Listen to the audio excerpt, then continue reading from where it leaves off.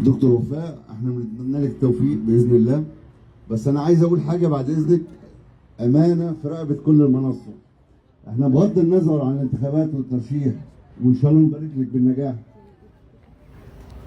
اهالي الهايك ستيب بيحملوا كل المنصه امانه مشكله الهايك ستيب تعرض على الساده المسؤولين، لان احنا من 64 يا جماعه واحنا في ظلم، ما استفدناش من الدوله باي حاجه.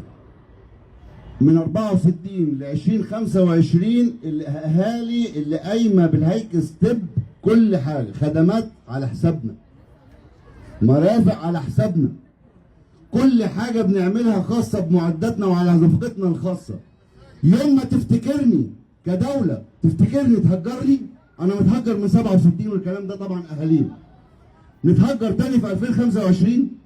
انا اقول لابني ازاي اللي عنده 10 سنين 15 سنه حب وطنك وحب بلدك وهو بيتهجر؟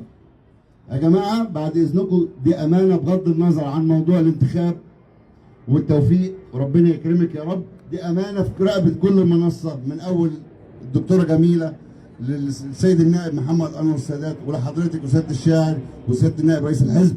احنا بنحملكم امانه الهايك ستيب في رقبتكم.